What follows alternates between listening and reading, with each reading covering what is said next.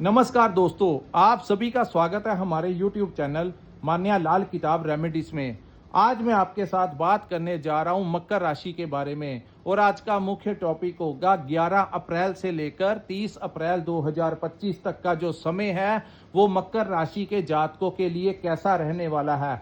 दोस्तों, हमने अपनी पिछली वीडियो में जो ग्रहण का टाइम था उसके बारे में सभी को बताया था कि इस विश्व में, इस ब्रह्मांड में कोई बड़ी हलचल देखने को मिलेगी। सो आपने देखा होगा कि जब से सूर्य देव जो पीड़ित अवस्था में आए तो अचानक से यूएस डोनाल्ड ट्रंप ने जो फैसला लिया था टैरिफिक टैक्स का इतने % बढ़ा दिया था, जिसका प्रभाव पूरे विश्व में देखने को मिला था। कुछ लोग अपने व्यापार को लेकर चिंतित हो गए थे, महंगाई को लेकर लोगों को डर सताने लगा था, क्योंकि सूर्य जो है वो सरकार के कारक हैं। तो ऐसी अवस्था होने से पहले ही हम लोगों ने आपको बता दी थी कि कुछ ऐसी घटनाएं जो हैं वो होकर रहेंगी। लेकिन जैसे ही अब समय जो आया, क्योंकि अब ग्रहण का काल भी जो है वो खत्म हो जाएगा। जैसे ही 14 अप्रैल का समय आएगा, सूर्य जो है वो आपके 3rd हाउस को छोड़ के 4th भाव में चले जाएंगे।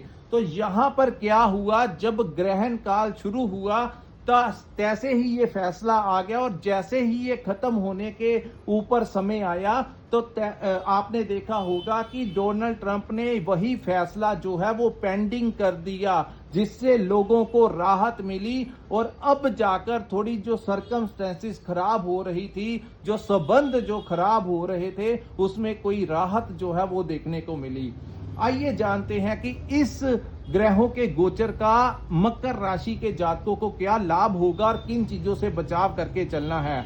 ये जो सामने मैंने आपके कुंडली बनाई है, ये आपकी चंद्र राशि की कुंडली है और आज के वीडियो जो है वो चंद्र राशि के अनुसार जिनकी जन्म राशि मकर है या नाम से मकर राशि है, उनके लिए ये वीडियो बहुत इंपॉर्टेंट होने वाला है। क्योंकि दोस्तों, चंद्र राशि के अनुसार समय समय के ऊपर ग्रहों का गोचर होता है और अलग अलग भावों के अंदर अलग अलग प्रभाव देखने को मिलता है। और सबसे बड़ी खुशखबरी आप लोगों के लिए यह भी हो गई कि आपकी राशि से 7.5 का प्रभाव जो है, जैसे ही मार्च का महीना निकला 7.5 का प्रभाव भी खत्म हो गया। लेकिन अब भी थोड़ा, क्योंकि जब समय खराब आता है तो सर्कमस्टेंसेस धीरे धीरे करके अगेंस्ट होने शुरू हो जाते हैं, लेकिन जब समय अच्छा आना शुरू होता है तो धीरे धीरे करके सर्कमस्टेंसेस ट्रैक पे आते हैं। तो ऐसा नहीं है कि जैसे ही 1 अप्रैल का समय आया तैसे ही सब कुछ ठीक हो गया। दोस्तों, इसको थोड़ा सा समय लग जाएगा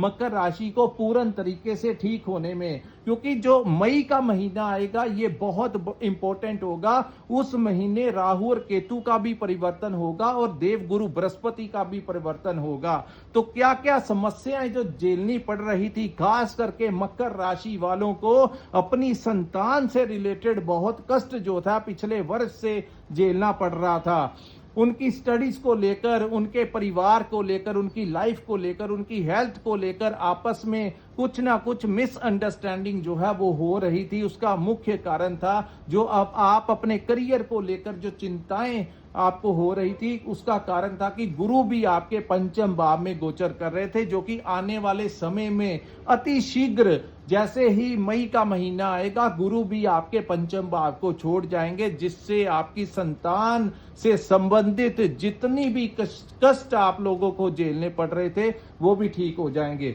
सो दोस्तों, आज हम बताएंगे आपका व्यापार कैसा रहेगा, अगर आप नौकरी करते हैं तो वहां पर कैसी परफॉर्मेंस रहेगी, आपकी सेहत कैसी रहेगी, आपके करियर को लेकर टाइम कैसा रहेगा, आपके फैमिली रिलेशंस कैसे रहेंगे, अगर आप स्टूडेंट हैं तो आपकी शिक्षा को लेकर, आपकी लव लाइफ को लेकर, आपकी इन्वेस्टमेंट को लेकर, आपकी प्लानिंग को लेकर, हर एक पक्ष के ऊपर आज हम डिटेल में बात करने जा रहे हैं। सो इस वीडियो को आपको अंत तक सुनना है, ताकि इस वीडियो के माध्यम से मैं आप लोगों को का मार्गदर्शन करूंगा कि क्या क्या लाभ इस समय आपको मिलेंगे और किन चीजों से आपको थोड़ा सा बचाव करके चलना है। दोस्तों, आपके 3rd हाउस में शनि, राहु, शुक्र और बुध की युति जो है वो इस महीने बनी रहेगी।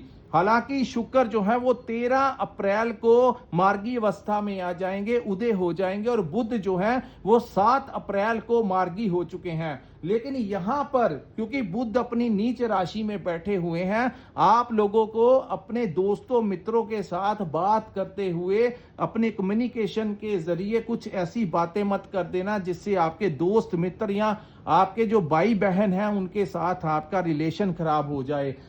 ये जो टाइम है ये शॉर्ट टर्म पीरियड के लिए है, लेकिन यहां पर वो आपको अपने काम के प्रति ऊर्जा तो देंगे। आप अपने काम के प्रति बहुत ज्यादा ऊर्जावान होकर अपने कामों को अंजाम देते हुए नजर आएंगे। चाहे आप अपना व्यापार करते हैं, ये व्यापारियों के लिए तो उत्तम समय रहेगा, लेकिन आपके रिलेशंस खास करके ज्यादा कई बार जोश में आकर इंसान अपना होश खो देता है। तो कई बार क्योंकि बुध जो है वो नीच राशि में बैठे हुए हैं, बुध हमारी वाणी के कारक होते हैं, तो कई बार कहना कुछ होता है और कह कुछ और जाता है इंसान, जिसके कारण छोटी छोटी बातों से विवाद बन जाते हैं और दूरियां बन जाती हैं। तो ऐसी स्थिति में आप थोड़ा सा डिस्टेंस मेंटेन करके चलें ताकि आप ज्यादा उलझे मत इन चीजों में, ताकि आपके काम काज में कोई रुकावट ना पड़ सके।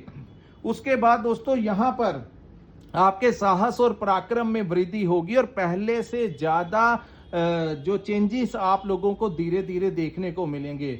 उसके बाद हम बात करेंगे जो लोग विदेश जाना चाहते हैं उनका वीजा लगने के चांसेस हैं। 15 के पश्चात अगर आप विदेश जाना चाहते हैं तो आप एम्बेसी में अपना वीजा अप्लाई कर सकते हैं, आपको वीजा लगने के बड़े चांसेस हैं। अगर आप अब्रोड चाहे स्टडी बेस के लिए जाना चाहते हैं, आप वर्क वीजा के लिए जाना चाहते हैं, किसी भी कार्य के लिए अगर जाना चाहते हैं तो आपको इस समय ग्रहों का अच्छा सपोर्ट मिलता हुआ नजर आ रहा है। लेकिन दूसरी बात, डॉक्यूमेंट्स के ऊपर साइन करते हुए थोड़ा सा आपको ध्यान रखना होगा। कहीं जल्दबाजी में बिना देखे किसी जरूरी कागजात के ऊपर, चाहे वो कोई एग्रीमेंट हो, चाहे वो किसी भी प्रकार की चीज हो जो जहां पर आपके दस्तावेज होने हो, कागजी कार्रवाई हो, उसके ऊपर थोड़ा सा अवेयर रहकर ही सिग्नेचर वगैरह का काम करें। यानी कि उसको 1-2 बार पढ़ लीजिए, नहीं समझ आता तो किसी से पूछ लीजिए, लेकिन जल्दबाजी में कहीं पर सिग्नेचर नहीं करने हैं।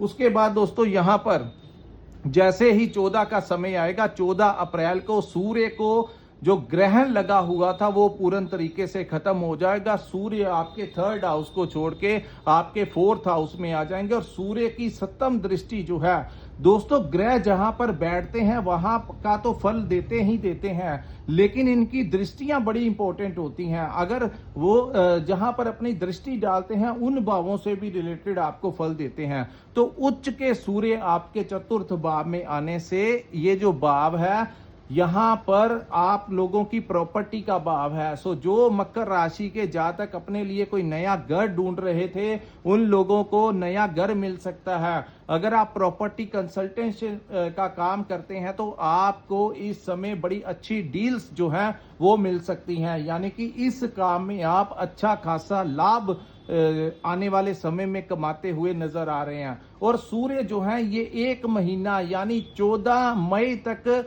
आपके 4th हाउस में ही बैठे रहेंगे। सो प्रॉपर्टी से रिलेटेड आप लोगों को बड़ा लाभ होगा। आपके अष्टम भाव के स्वामी का आपके 4th भाव में आना, आपको इस समय अगर आपकी पैतृक संपत्ति में भी कोई डिस्प्यूट आपका चल रहा था तो ये वो समय होगा जब आपको आपकी प्रॉपर्टी का हिस्सा मिल सकता है। या जो भी है, अगर आपने पैसा लेना है या किसी को सेल करना है या आपका जितना भी शेयर होगा इस समय आपको उतना शेयर मिलता हुआ नजर आ रहा है। अगर आप अपनी कोई प्रॉपर्टी खरीदना चाहते हैं तो यहां पर वो भी उत्तम समय है। अगर आप अपनी कोई प्रॉपर्टी बेचना चाहते हैं तो उचित दाम में इस समय सूर्य देव आपको अच्छा खासा लाभ दिला सकते हैं। और इस महीने आप अपने लिए कोई वाहन भी ले सकते हैं। जिनका किसी भी तरीके से कोई भी कार्य विदेशी मुद्रा के साथ जुड़ा है, जो लोग इंपोर्ट एक्सपोर्ट का काम करते हैं, जो लोग कोई भी ऑनलाइन काम करते हैं, सोशल मीडिया से जुड़े हैं, कोई भी ऐसा काम करते हैं जिसका सीधा सीधा संबंध विदेशी मुद्रा के साथ है, तो उन लोगों को इस महीने बहुत अच्छी आर्थिक लाभ मिलता हुआ दिखाई दे रहा है। उसके बाद दोस्तों सूर्य की दृष्टि आपके कर्म भाव के ऊपर होगी। सो पहले से ज्यादा कस्टमर आपको मिलेंगे, आपके क्लाइंट्स मिलेंगे। अगर कोई सरकारी काम आपका अटका हुआ है तो इस समय आपको सरकार का बड़ा सपोर्ट मिल सकता है। तो यहां पर आप लोगों को चाहिए, जितने भी सरकारी डिपार्टमेंट में मकर राशि के जातकों का कोई भी काम है किसी भी सरकारी डिपार्टमेंट में, तो 14 के पश्चात जब सूर्य देव आपके 4th हाउस में गोचर करेंगे तो वहां के प्रशासन से, वहां के अधिकारियों से जाकर बात कीजिए। वो अधिकारी इस समय आपका बड़ा सपोर्ट करते हुए नजर आ रहे हैं। इस समय आपका कोई लिंक इस किसी बड़े इंसान के साथ निकलता हुआ दिखाई दे रहा, चाहे वो कोई बड़ा पॉलिटिशियन हो या कोई बड़ा ऑफिसर हो या समाज में अपनी अच्छी पैठ रखता हो। उन लोगों के साथ इस समय आपका कोई ऐसा रिलेशन निकलेगा जो आने वाले समय में आपको कोई बड़ा लाभ दे सकता है।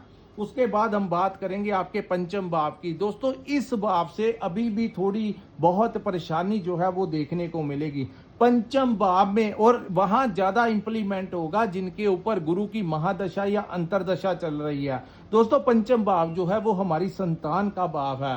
तो संतान भाव से आपने देखा होगा पिछले 1 वर्ष से जब से गुरु पंचम भाव में बैठे हैं, अपनी संतान की पढ़ाई को लेकर, उनकी फीस को लेकर, उनकी एजुकेशन को, उनकी विवाह शादी को, उनके बिजनेस को लेकर, उनकी जॉब को लेकर, उनके करियर को लेकर मकर राशि वालों को बहुत ज्यादा कष्ट जो है वो झेलना पड़ा। लेकिन ये लास्ट महीना ही रह गया है, इसके पास जैसे ही मई का महीना आएगा गुरु आपके पंचम भाव को छोड़ देंगे। सो संतान से संबंधित जितने भी कष्ट आप लोगों को मिल रहे थे वो सारे ही खत्म हो जाएंगे। उनकी शादी नहीं हो रही, उनकी करियर की सेटिंग नहीं हो रही, तो ये समय भी ऐसी अवस्था जो है आपके मन में बनी रहेगी। यहां पर किन चीजों का ध्यान रखना है, आप इस समय अपनी संतान से के साथ मिलकर कोई भी पार्टनरशिप में काम मत करना, अन्यथा आपका पैसा भी डूब सकता है। आप उनको मॉरली सपोर्ट कर सकते हैं, लेकिन फाइनेंशियली अगर आप उनके काम में पैसा इन्वेस्ट करेंगे तो वो आपका भी पैसा जो है वो डूब सकता है। तो इन चीजों से आपको बचाव करके चलना होगा। किसी भी शॉर्ट टर्म पीरियड में इन्वेस्ट करने का उचित समय नहीं है, तो लॉन्ग टर्म पीरियड में आप इन्वेस्ट कर सकते हैं। शॉर्ट टर्म वाला रिस्क इस समय मत लेना, और इसके पश्चात जो सिचुएशंस होंगी वो ठीक हो जाएंगी। लेकिन अप्रैल के महीने में भी आप लोगों को कुछ ना कुछ इन चीजों से संबंधित समस्या आ सकती है। सो किसी भी प्रकार से कोई ऐसा कार्य जैसे शेयर मार्केट का हो गया या शॉर्ट टर्म पीरियड में कोई भी ऐसी इन्वेस्टमेंट हो गई, तो इन कार्यों को ज्यादा इसमें डीपली मत जाना, अन्यथा आपका नुकसान करवा सकता है।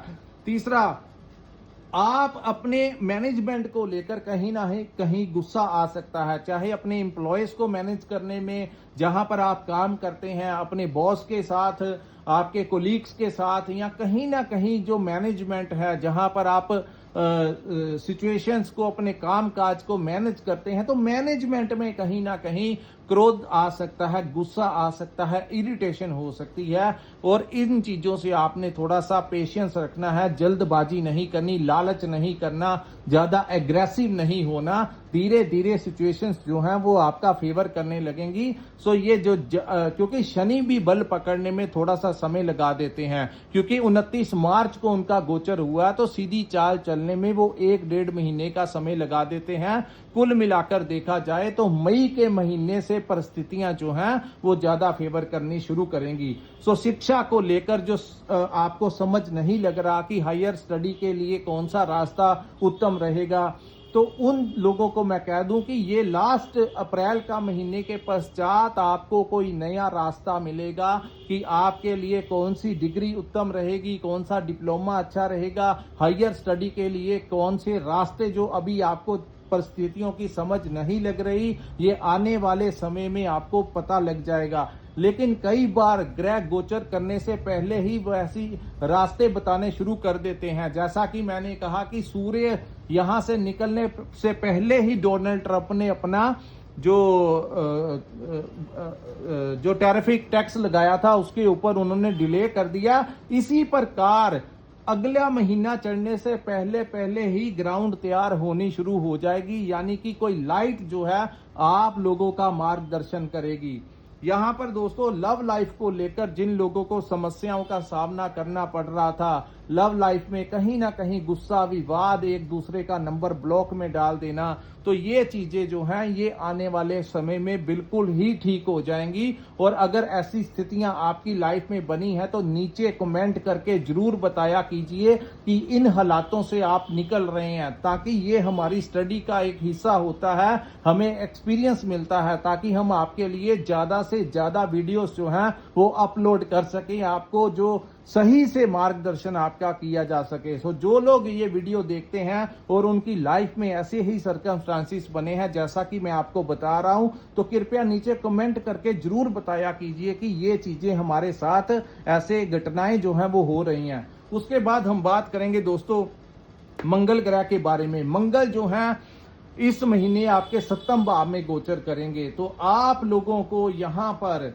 अपनी मैरिड लाइफ में कहीं ना कहीं कोई अग्रेसिव हो सकते हैं। आपको ऐसा लगेगा आपका पार्टनर आपके साथ सपोर्ट नहीं कर रहा। वहीं जो लोग बिजनेस पार्टनरशिप में काम करते हैं उनके साथ भी कहीं ना कहीं कम्युनिकेशन की वजह से किसी भी बात को लेकर क्रोध, गुस्सा आ सकता है। सो थोड़ा सा पेशेंस रखना है। मंगल बड़े ऊर्जावान ग्रह हैं, बहुत ज्यादा उग्र ग्रह हैं, तो यहाँ पर ये कई बार संबंधों को आते शॉर्ट टर्म पीरियड के लिए हैं, लेकिन काम बहुत बड़ा कर जाते हैं। तो 7वें में मंगल आपके व्यापार के लिए उत्तम रहेगा, आपके कुछ कामों के लिए अच्छा रहेगा, लेकिन कहीं ना कहीं पार्टनरशिप में विवाद उत्पन्न करवा सकता है। और पार्टनरशिप अकेली बिजनेस पार्टनर ही नहीं होता, हमारा मैरिड पार्टनर भी जो होता है वो भी हमारा पार्टनर ही होता है। तो पार्टनर के भाव में मंगल जैसे ग्रह का बैठना कहीं ना कहीं आपसी संबंधों को आपको ऐसा महसूस करवाएगा कि आपका पार्टनर जो है वो आपके साथ ऑनेस्ट नहीं है,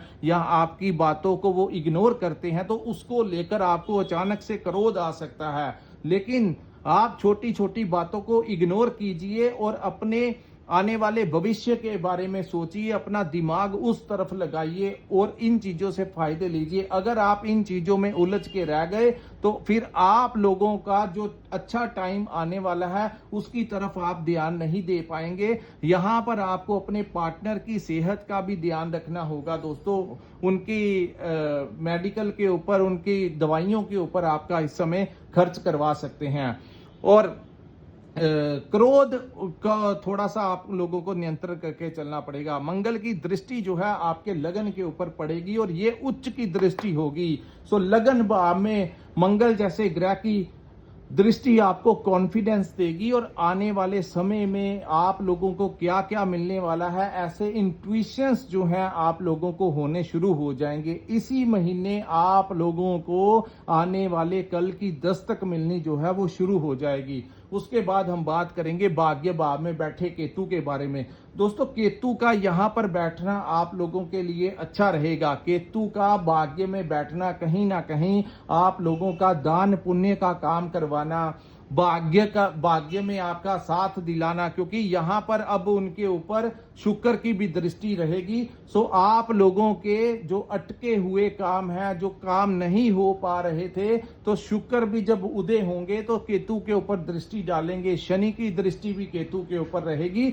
आप लोगों को अपने पिता का थोड़ा सा ध्यान रखना है, उनके साथ किसी प्रकार का विवाद नहीं करना, अपने गुरुजनों का आपको रिगार्ड करना है। उनके साथ गुरु अकेले धार्मिक गुरु नहीं होते। जहां पर हम शिक्षा लेते हैं, हम स्टूडेंट हैं, तो वहां पर जो प्रोफेसर होते हैं, जो लेक्चरर होते हैं, वो भी हमारे गुरु होते हैं। या जहां पर हम अपना काम सीखते हैं, वहां के जो बड़े अधिकारी होते हैं जो हमें काम सिखाते हैं, वो भी किसी ना किसी रूप में हमारे गुरु होते हैं। तो ऐसे में उनके साथ किसी बात को लेकर विवाद आपका हो सकता है, तो आपने उनके साथ किसी प्रकार की बहस में नहीं जाना है।